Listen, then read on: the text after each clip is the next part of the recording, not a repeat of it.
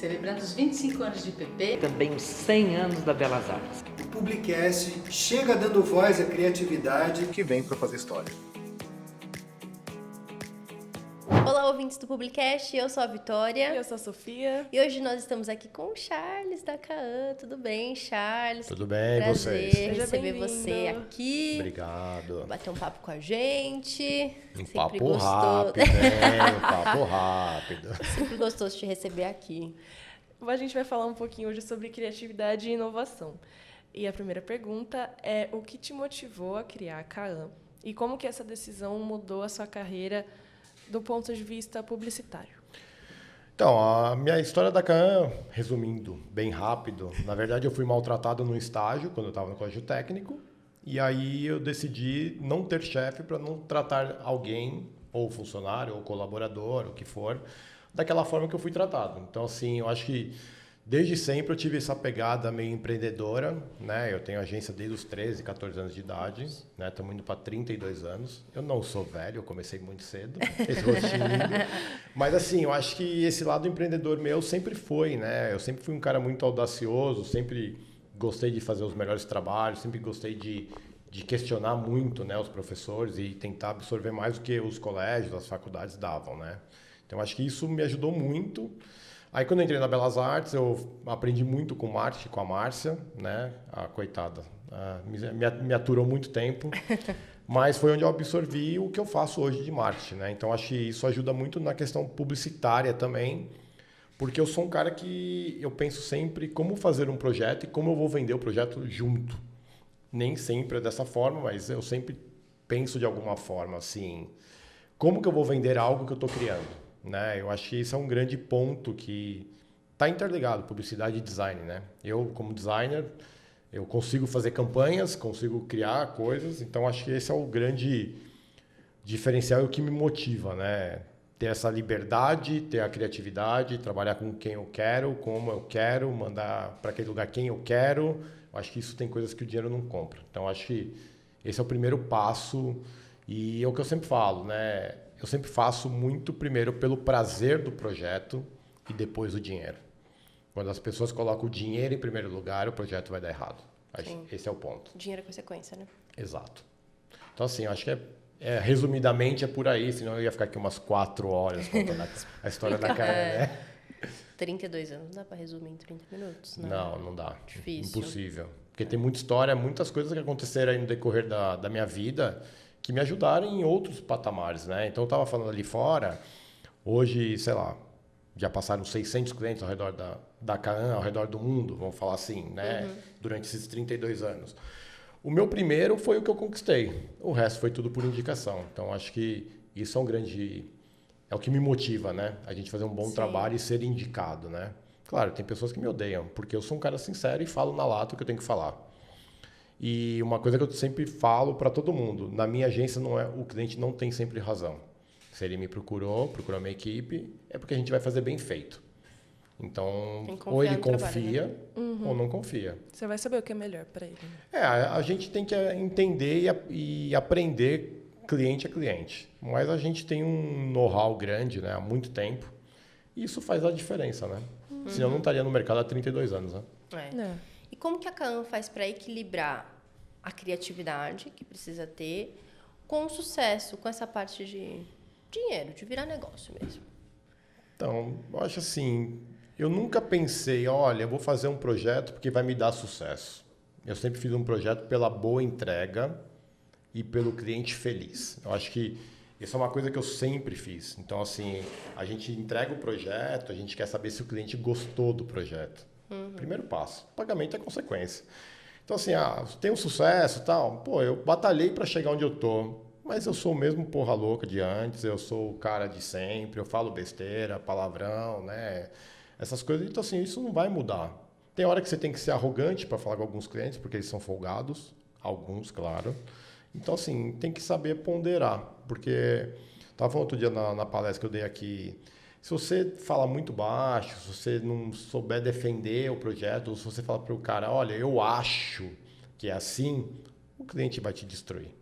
Você tem que ter certeza do que você está fazendo. Afinal, ele te contratou para resolver. Então, É uma coisa que eu sempre falo, pessoal, se você fala, tenha certeza do que você está falando, porque se ele te questionar algum ponto, você tem como defender. Então, a Márcia sabe bem, todos os trabalhos que eu fiz na época de faculdade, eu tinha argumento para tudo que eu criei. Então, acho que isso envolve um pouco do sucesso, do dinheiro, tal. O dinheiro, acho que, como eu te disse, é consequência. Né? A gente está no mercado, claro, o mercado deu uma grande mudada, né? Eu sempre fiz muito produtos de consumo, né, com licenciados. Hoje já mudou, né? Tá outra pegada, porque o mercado de licenciamento saturou, né? Muito personagem, muita demanda, e o mercado não tem, né? O país em crise, mundial, né? Trump e por aí vai. Então, não sei, eu acho que o prazer em primeiro lugar, o sucesso em segundo, o dinheiro em terceiro. Acho que é por aí. Entendi. E você pode compartilhar com a gente mais detalhes assim da criação dos Gigantes do Vôlei, que é um dos projetos mais recentes que você está fazendo, né? E quais desafios que você está enfrentando? Então, o Gigantes do Vôlei foi uma brincadeira que acabou surgindo aí com o Gustavão. O Gustavão é um jogador, um central, né? Tem 2,15 metros o cidadão, é muito alto pra gente que é baixo. E a gente se conheceu por um acaso, né? Através do agente dele. E ele me procurou para, de repente, fazer um projeto, alguma coisa assim. E ele comentou de fazer um Gigantes do Vôlei, que seria um jogo das lendas do vôlei, né? E a gente começou com um projeto super simples, e lá na cidade dele, de Caxias do Sul. E aí o negócio acabou virando um grande case para a gente, porque a gente conseguiu vender 5.000 ingressos lá no ginásio do SESI. E a Globo transmitiu isso no Sport TV, no horário nobre, às 19 horas, e acabou virando um sucesso. Então, hoje, a nossa ideia é levar esse jogo, esse evento para outros lugares. Então, o projeto é do Gustavo, né? A gente ajudou com a parte visual, criação de mascote, branding e tudo mais. Tem o Clint, tem o Feijão, né? Que também participaram do projeto. Então, assim, é um projeto que abriu outras portas, porque eu estou há 2 anos com a Caan Sport, né? Que é um braço da Caan, que é voltado para o voleibol. E agora a gente está entrando em outros lugares que a gente nunca imaginou. Então, é uma coisa que a vida me deu, né? Eu sempre quis ser jogador de vôlei, não pude, por causa da altura, né? Claro. Mas hoje eu tenho contato com grandes campeões olímpicos, com os caras do vôlei e tudo, e a gente tem feito projetos para tentar trazer um pouco do showtime para a hora do intervalo do vôlei e tudo mais, né? O que a NBA faz lá fora. Eu acho que é o maior case do mundo, a NBA, né? Então, agora está abrindo portas. Então, essa história dos Gigantes subimos a régua em relação a eventos, né, no Brasil de voleibol. E agora tem que ver os próximos passos. Eu sou apaixonada por voleibol a minha vida inteira. E é muito legal ver alguém dando um espaço para o vôlei, que é um esporte que merecia mais reconhecimento. Correto. Merecia mais espaço. Às vezes a gente dá tanta importância para o futebol, às vezes dá tanta importância para os caras do futebol e eles não estão nem aí. Correto. Estão num monte de balada, não querem nada com nada e só estão preocupados com os milhões que eles vão ganhar e tal. E eu acho que o vôlei merece um espaço, e acho que esse trabalho da Caan é muito legal. É o que eu falo, tenta ver se você acha algum jogador em escândalo. Porque o vôlei é o family entertainment. Sim. Né? E o futebol não, é a guerra da torcida, é o cara que vai lá xingar. Sim. Então, assim, por isso eu sempre quis fazer algo pelo vôlei, né? Por não ter conseguido jogar, eu joguei Copa da Nápila, estamos falando de 92, 93. Mas eu sempre quis jogar, mas eu não consegui, beleza. Eu montei a Caan, tenho a Caan e eu estou ajudando o vôlei de outra forma, né? Então, hoje tem campeões que jogam videogame com a minha filha, a gente se fala todo dia. Demais. Esse final de semana a gente acabou de fazer agora, no dia 31 de maio, uma clínica de vôlei lá em Brotas, no Areia que Canta. Então, foi uma clínica super bacana com o Maurício Borges, campeão olímpico, o Sandrinho, do Vedacity, com o Carlão Arruda, que é um multicampeão do vôlei de praia, e com o Gustavão, que jogava no Olympiacos lá da Grécia e tal. Então, assim, é uma coisa que virou uma grande família. E é uma coisa que está me dando muito prazer, né? Então, acho que tem muitos anos aí de projetos diferentes aí para Caan Esportes. E aí entra o que você falou, né? Sobre o prazer. É muito mais do que... O vôlei é meu prazer de vida. É isso. Que delícia. É muito gostoso. Eu acho muito gostoso quando alguém faz alguma coisa pelo vôlei, porque eu acho tão difícil, né? Ter um espacinho para isso. E falando um pouquinho sobre a questão de sustentabilidade, conta um pouquinho sobre a sua mala, a criação das suas malas, são sustentáveis? Então, a questão das malas é o seguinte, a dona do projeto chama Chameleon Bags. Eles fazem parte de um grupo que fazia consertos de malas. Quando você quebra a mala na Gol, na Azul, por aí vai, quebram, você abre uma reclamação e a empresa arruma essa mala. Veio a pandemia, acabou, né, a história, porque ninguém mais viajava, e acabou saindo a patente deles de customização de produto. E aí eu os conheci, né, em 21, e a gente começou a fazer projetos de customização. Aí, com a minha entrada, a gente conseguiu fechar um contrato de Warner Bros., né, Harry Potter, Batman, Friends, por aí vai. Demais. E o produto é bacana porque ele é feito de garrafa PET, o casco, né? Então a mala de bordo hoje ela tem 32 garrafas pós-uso PET, cada casco. E a gente consegue customizar 100% com qualquer arte, é uma tela em branco. Então essa é a parte legal. Então, e com essa minha entrada e o esporte e o vôlei ao mesmo tempo, eu falei, por que não juntar os dois? Então a gente tem feito muita coisa para os times de vôlei, né? Então o legal do produto é que assim, ele é 100% on demand. Então a Vitória pode ter uma mala dela, só ela vai ter o layout no mundo. A Sofia pode ter um layout que só ela vai ter essa mala no mundo. Então acho que isso é uma questão sustentável que está em alta. Tem aquela questão de ter a segurança que a sua mala é personalizada e ninguém vai trocar. Então, eu acho que o céu é o limite, né? Fora que é muito... Hoje em dia, a gente estava até falando isso outro dia.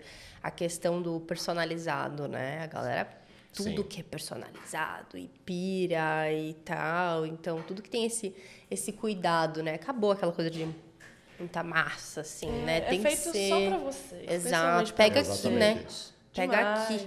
É exatamente isso. Né? Então, assim, a ideia é o cara ter um layout só dele. Então, o Chapeleta, que estava aqui agora há pouco, ele tem uma mala que só ele tem no mundo inteiro, que eu fiz para ele. Demais. Então, essa que é a pegada, né? Você não compra uma mala, você compra uma exclusividade. Um private label, né? Sim. Muito bom. E como que a Kaan se adapta para conversar com os diferentes tipos de público que ela atende? Tipo, o esportivo, essa parte do entretenimento, se você faz essas campanhas assim, como é que você se comunica com toda essa gente?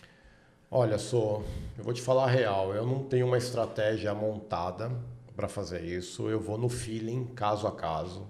Eu acho que é uma das coisas que a vida me deu, é ter esse feeling de olhar olho no olho do cliente e saber o que ele quer. Então, a gente está no mercado há tanto tempo porque assim, eu nunca parei e planejei uma campanha de como eu vou falar com o pessoal do vôlei, como eu vou falar com o pessoal que gosta do Batman. Eu nunca parei e pensei. Eu acho que foram coisas que aconteceram naturalmente. Claro, a gente tem hora que erra, todo mundo erra, certeza. porque o mundo perfeito só existe no Magic Kingdom, né? Então assim, todo mundo erra. Mas são pouquíssimos casos que a gente errou dentro do feeling do projeto. Né? Mas uma coisa que você traz bastante é essa coisa do networking, né? Que você conhece bastante gente. Sim. E aí os seus clientes vão indicando, né? De vários Isso... universos, né? Não adianta ficar só nichado. Eu gosto do vôlei, que eu vou ficar só nichado. Não. Vários universos e conhecendo um monte de gente, fazendo trabalho para uma porrada de gente. Então, eu sou um cara muito eclético, né? Então, assim, só não gosto de pagode. e funk, mas assim, a gente trabalhou já com todas as áreas possíveis, né? Já fiz comida, já fiz escolar, já fiz brinquedo, já fiz UD, utilidade doméstica, tô no esporte, já fiz de tudo um pouco. Então, por conhecer também a parte gráfica, né? Comecei minha vida com parte gráfica, com gráfica, né? Então, isso ajuda muito a entender o que os clientes querem e a campanha, como vai falar com o cliente, como vai usar a rede social, tudo, acaba virando uma consequência. Eu acho que a gente sempre faz um trabalho de uma forma que, como eu gostaria de ver. Então, um caso que eu sempre falo, né, quando eu dou palestra, assim, em 2005 eu trabalhei para a Record e eu tive um contato breve com o Justus, numa reunião lá de equipe lá. E ele falou bem assim para o pessoal, anote 2 coisas para você ter um sucesso na vida. você nunca vai vender algo que você não compraria. Primeiro passo. Então, assim, todos os projetos que a gente faz, se a gente gosta do projeto, o cliente consequentemente vai gostar. Claro, nem sempre, tem as exceções, que são aqueles que não são mais meus clientes. E a outra frase que ele fala é assim, você nunca vai ter uma segunda chance por uma boa primeira impressão. Então, assim, se você dá um tiro errado, você está morto. Então, esse é o grande ponto. E é isso que eu levo. Então, tem projetos que o meu pessoal faz, que eu vejo, gosto, falo para eles tocarem com os clientes. Tem projetos que eles fazem e eu acabo mudando. Tem projeto que eu faço, o meu pessoal muda.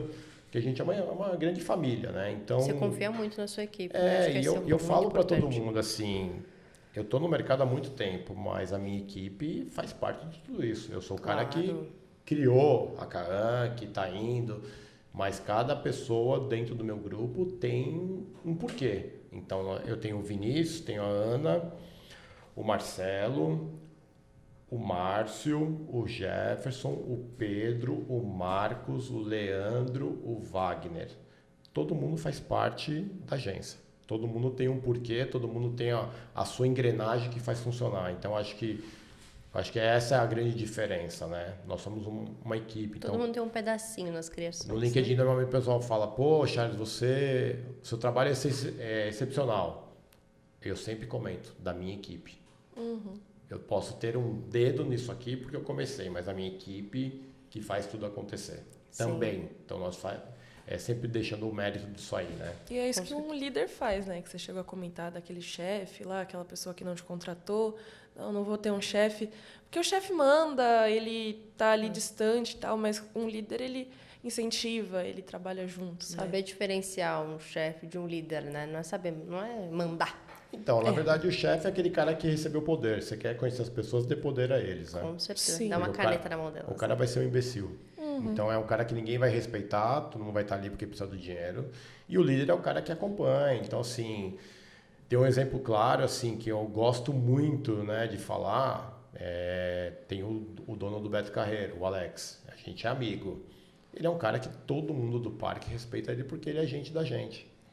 E eu falo pra ele, a gente é amigo porque, cara, você é um cara humano, né? Ele até vai escutar isso aqui, ele vai achar que eu tô puxando o saco dele. Na verdade, a gente é amigo, né? Então, assim, porque assim, ele conhece todo mundo, ele fala com todo mundo, ele é um cara super humilde, ele nasceu dentro do parque. Então, assim, eu acho que tem coisas que o dinheiro não compra, uma delas é empatia. Com certeza. Então, eu acho que se o cara não tem empatia pela equipe, pela empresa, por tudo que tem, não adianta, não tem como virar sucesso. Acho que esse é humanizar primeiro, né? E como fazer para inovar num mercado tão competitivo, tão, né? Então, isso é uma coisa difícil de falar, porque assim, como eu te disse, eu danço conforme a música. Então, hoje eu estou fazendo vôlei. Se amanhã aparecer um mega hiper blaster case de basquete, por que não? Eu não tenho por que falar não. Eu tenho para falar não no futebol, porque no futebol eu não faço. Mas assim, porque já trabalhei, é outra pegada. Mas assim, eu sempre tento inovar, porque assim, a pessoa que se acomoda onde está, vai morrer. Então, Com assim, certeza. a Márcia sabe bem, eu falo com ela quase toda semana, a gente conversa, porque toda semana pinta alguma coisa diferente de projeto. E às vezes é num bate-papo informal que aparece um grande desafio. Como eu disse, né, da outra vez, eu conheci um cara num evento da Disney, que eu cheguei cedo lá atrás, e o cara era o novo presidente da América Latina, e o primeiro trabalho de estátua que a gente fez foi os Vingadores. Por quê? Porque ele me perguntou, você faz boneco? Eu falei, não, mas eu gosto de desafio. Tanto que hoje a gente é amigo, que é o Miguel. Então, assim, eu gosto de desafio. Eu não gosto de ficar acomodado, eu não gosto de ter sempre o mesmo trabalho todo santo dia. Olha, vamos fazer catálogo, vamos fazer caneta, vamos fazer boné. Sempre a mesma coisa. A gente gosta sempre de buscar coisas diferentes. E a mesma coisa vamos criar um boné. Como fazer diferente? Porque todo mundo faz bordado na frente, todo mundo faz o bordado atrás. Como ser diferente? Então a gente sempre fica buscando, porque para fazer mais do mesmo não tem graça. Muitos convidados trouxeram aqui a coisa do lifelong learning, né? Você não pode estagnar, você tem que toda Sim. hora estar estudando, estar inovando e acompanhando, né, todos esses avanços tecnológicos aí que tá tendo. Assim, eu não sou muito de seguir modinha, não, né? Sim. Da zoeira sempre, né? Claro. Mas assim, eu não sou um cara muito de seguir trend, essas coisas, não. Eu vou muito mesmo pelo meu feeling. Então, teve casos que o pessoal tava tudo ferrado, né? Pandemia e tal, e eu investi em outra pegada, que foi a coisa de humanização da marca, de brand nem tanto, mas a coisa de mascote, de personagem, enquanto o pessoal tava segurando conta, né? Porque é pandemia, todo mundo passou por isso. Eu tava voando, fazendo personagem para uma porrada de hotel, de parque, por aí mais, porque eu entrei num outro mercado que a gente nem conhecia direito, né? Então, eu não sou muito de ficar pensando na moda, não. Eu sou mais no meu feeling mesmo. Porque o rosa é a cor de 2025. Puta, se eu achar que vai ser o verde, vai ser o verde. Deixa eu ver. É. Tanto que meu logo anterior, meu primeiro logo era verde e preto, porque sempre me disseram, o verde não vende. Eu falei, então tá bom, meu logo vai ser verde. Meu primeiro logo era Desafiador. verde. Meu segundo logo era verde. Então, assim, não sei por qual cultura. Aí acabou virando amarelo, mas agora eu estou trabalhando em todas as cores. Inclusive, Demais. eu estou de moletom vermelho. É. Então, assim, a gente brinca com cor. Porque o brand não permite. Se até a Coca-Cola está fazendo azul e verde, É. quem manda é a empresa, não é o Exatamente. brand, entendeu? Com E eu faço as coisas para mim, não porque os outros vão achar. Entra muito do que você falou do prazer, né? Você não pode só olhar um trabalho e falar assim, não curto muito, mas me deu dinheiro. Não, você tem que... Me deu dinheiro e eu gosto muito, né? Sim. Tem trabalho que a gente faz porque precisa de grana, ponto. Sim, O boleto chega, tem que pagar. Lógico. Mas a gente sempre valida e avalia se, isso aqui vai ser legal pra gente, isso aqui vai ser prazeroso. Não vai. Eu declino. Como eu já declinei um projeto gigantesco, porque o meu santo não batia com o dono. E não ia bater nunca, Sim. por dinheiro nenhum. Então, é difícil. Nada compra a essência, né? E os princípios da sua marca e daquilo que Dinheiro você não- acredita. Dinheiro não compra empatia. Não compra. Então, é bem por aí, né? Com certeza. E o que você falaria pro Charles mais novinho, quando você começou? O que você poderia falar para ele hoje? Não usa boné para não perder o cabelo. Eu acho que é a primeira coisa, porque... Não, brincadeira à parte, eu acho assim... Uma coisa que eu sempre tive desde pequeno era nunca desistir. Então, no decorrer da minha vida, eu recebi proposta para trabalhar em grandes estúdios, né? Na Warner, na Disney, na Nick. Eu nunca quis ter chefe. Eu acho que minha liberdade não tem preço. E eu sempre acreditei, porque eu sempre botei na cabeça que eu queria ter um escritório fera. Para não falar palavrão, que vocês pediram para não falar palavrão. Por favor. Então, assim, eu sempre acreditei no projeto da Kaan e sempre imaginei como seria a Kaan. Então, assim, hoje nós estamos estamos indo para 32 anos, mas eu já imagino a Kaan daqui 10. O que eu vou fazer? Demais. Então, assim, eu sempre estou buscando. Então, quando eu comecei lá em 92, que eu fazia colégio técnico de publicidade, tudo, eu não esqueço nunca um professor lá que, para mim, na época, eu fiz um projeto, ele falou assim, você nunca vai ser ninguém na vida, você é péssimo. Nossa. E aí na verdade, eu queria encontrar com ele para agradecer ele, porque é ele que me deu um grande gás para fazer. Mas assim, eu acho que não posso falar que a vida deu sorte. Claro, eu tive o suporte do meu pai, da minha mãe no começo, né? Porque eu trabalhava na lavanderia de casa, né? Mas eu ralo muito, né? Desde sempre, né? Paguei muito erro, errei muito produto, aprendi muita coisa na raça. Coisas que eu falo, pessoal, você pode ter mestrado, doutorado, o que for, PhD. Se não souber os Paranauê, Não adianta de você nada. pode esquecer, meu velho. Não tem essa. Porque tem coisas que a vida ensina, não é a faculdade. Sim. Porque assim, a faculdade te dá uma instrução de vida como que é. Mas na hora do aperto, deu um BO, a faculdade não fala se é A ou B para você seguir. Com certeza. É o filho ali na hora. Então, eu falaria pro Charles, o pequenininho lá, continue assim. Porque foi por causa daquele ali que eu tô aqui hoje, né? Eu adoro aquela sua história que você sempre conta, que você queria trabalhar com perna longa. Então, porque assim, desde pequeno, né? É que eu tenho só 30 minutos, né? Assim, a gente vai falar umas 6 horas aqui. Mas assim, desde pequeno eu sempre falei pra minha mãe que eu ia trabalhar com perna longa porque eu sempre gostei de Looney Tunes, né? E aí em 2020, aí eu comecei a trabalhar com a Warner Bros. Em 95, mais ou menos, que era Image Action. Sim. A gente fazia as camisetas da Side Play. E aí em 2001 a Warner assumiu a operação no Brasil e eu comecei a trabalhar para eles. Então hoje eu posso dizer que a gente é uma das agências que trabalhava para a Warner, com perna longa, tudo, né? Então, e aí em 2022 acabei sendo um título de honra de embaixador da Warner Bros. 2022. Então acho que isso aí diz um pouco do foco que eu tinha desde os meus 3, 4 anos de idade, né? Que era trabalhar com personagem. Então assim, eu nunca me vi trabalhando em outra coisa a não ser com o mundo geek, com o mundo dos personagens, nunca. Porque eu sempre ilustrei. Só que aí com o tempo eu fui perdendo um pouco a mão, tal. Hoje, né, computador, faz tudo. Claro, tem que saber pilotar o mouse. Claro. Mas eu perdi um pouco a mão da ilustração, mas é um pouco da história, né? Eu queria lá trabalhar perna longa e trabalho com os caras hoje, né? Eu acho que uma coisa que eu fico pensando assim, os convidados já falaram, né? E você comentou agora, não adianta nada você saber uma porrada de coisa e não saber falar, não saber conversar com o cliente, chegar lá e entender o que ele quer e conseguir passar o que você pode ou não pode fazer, quando que dá para fazer, de que maneiras dá para realizar, né? Porque não adianta nada, eu posso saber, como você falou, eu posso saber um monte de coisa, eu posso entender de um monte de coisa, mas eu sei executar. Sim. Existe um convidado falou, existe uma linha muito, né, entre o que você sabe e o que você consegue colocar em prática, consegue fazer. Exato. Você precisa entender o que você consegue fazer realmente. Você sabe um monte de coisa, mas o que você consegue fazer? É igual o médico. Ele pode saber a teoria de tudo. Se o cara perder um braço, como que ele vai resolver? Nem sempre a teoria vai falar, olha, você tem que ligar a artéria A na B, na C, na D, você vai saber todos os casos possíveis que pode acontecer? Você vai saber na prática, vai errar, tem que aprender com os erros. Então, assim, é isso. Então, assim, claro, nossa vida tem um Ctrl+Z.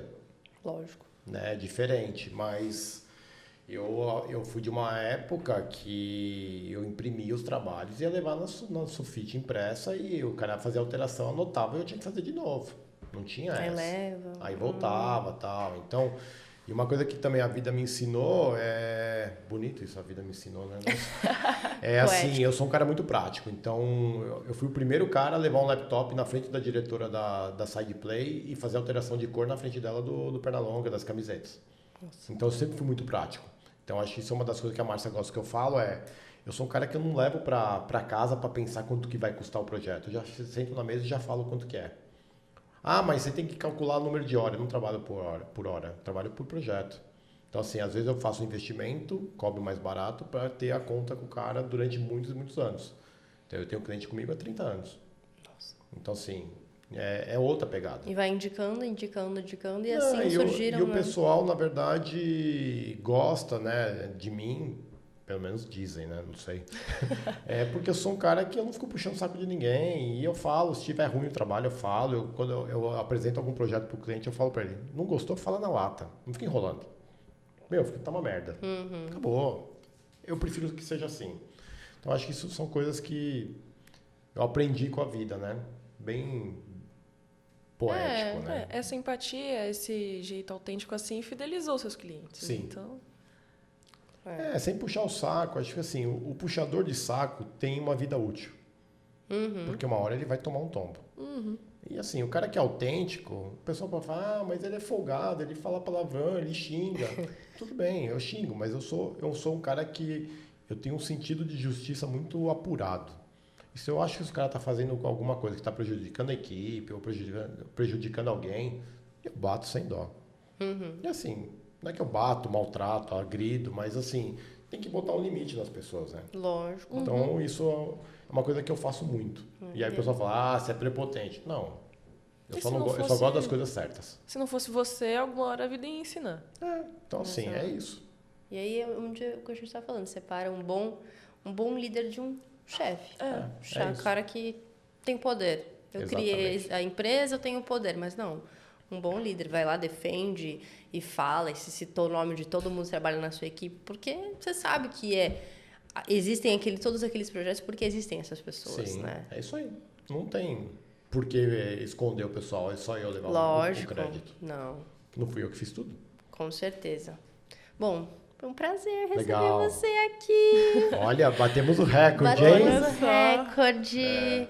É sempre um prazer conversar com você. Você sabe que eu sou muito fã Muito do seu bom. trabalho, desde a primeira vez que você veio aqui na BA, e aí quando surgiu o projeto, eu falei, nossa, a gente tem que chamar o Charles, porque ele fala bem, porque eu acho o trabalho dele foda. Palavrão, pelo menos. E é isso, eu acho que sempre agrega muito pra gente conversar com você, e você sabe que eu sou muito fã da Can Esportes também, todos os caras que você trabalha, que Muito obrigado. são meus ídolos de sempre, e eu tenho certeza que agregou para todo mundo que tá ouvindo a gente. Sobre isso.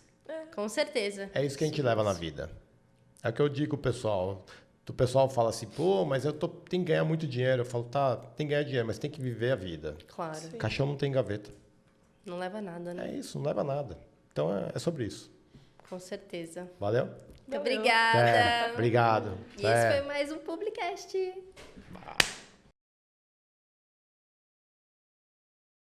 Olá, ouvintes do Publicast. Hoje estamos aqui com a Fabiola Tronoloni. Tudo bem, Fabiola? Tudo bem, obrigada Fabiola é pelo professora convite. da um pós-graduação aqui na Belas Artes. Isso. E vamos bater um papo sobre o mercado de luxo, né, Fabiola?